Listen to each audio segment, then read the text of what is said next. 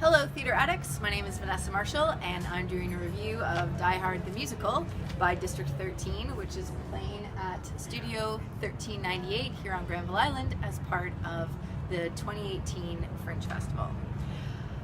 This show is really good. It's really good. It is funny throughout. It never takes its foot off the gas pedal, but it isn't exhausting despite that.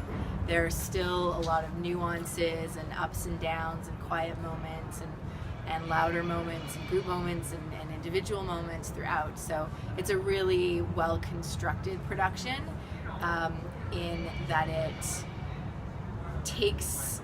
it's just really well put together because it has lots of nuance and it's never ever for a minute boring or slow.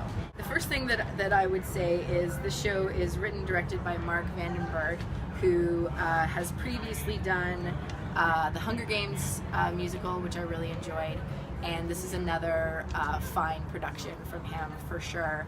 The writing is strong and the lyrics are great.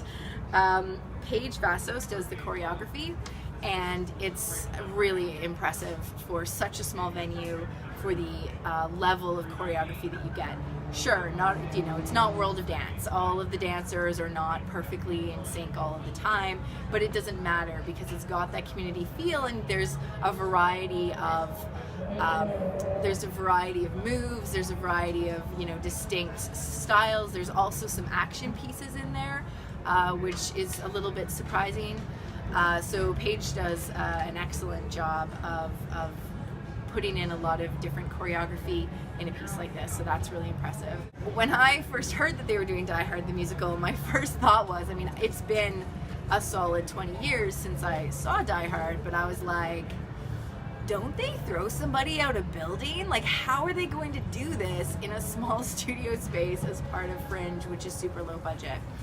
And one of the things that they do that I think is super smart is they actually make it kind of a meta show.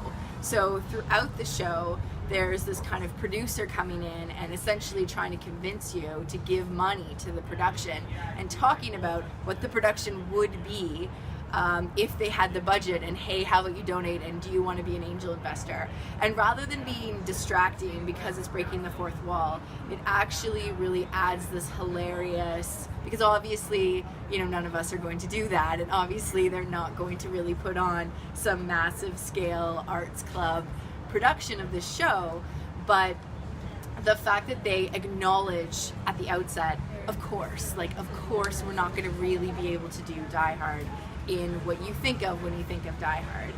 And by including that kind of meta narrative, they've got a screen, and there are some really hilarious messages that come up on the screen that talk about that, so you're never, this is what it would be, and this is the set that we would do, and here are these fancy people that we would involve if we had the budget, and how about you give us some money?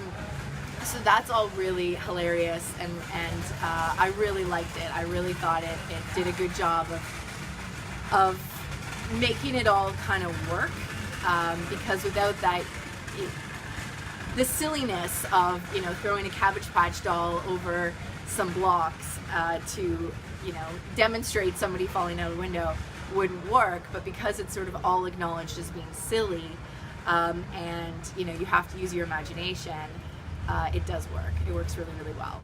The singing is uneven, which is to be expected. I wanted to give a couple of shout outs. Amy Dower in particular and Richard Mean both did excellent jobs with the singing. And Richard Mean, who plays John McClane, the lead character, he also does a really great job in that role. One of the things that theater people or acting people talk about is how important it is to listen as an actor, and he did a great job. There were lots of moments where other people would be doing dialogue or other people would be singing, and I would be watching him, and he was always reacting, and his reactions were always funny and honest and authentic. He did a great job in this role, and I felt like his performance got better as the show went on. Maybe he got more comfortable, I'm not sure, but it was a really great performance. I would also say some of the other standouts.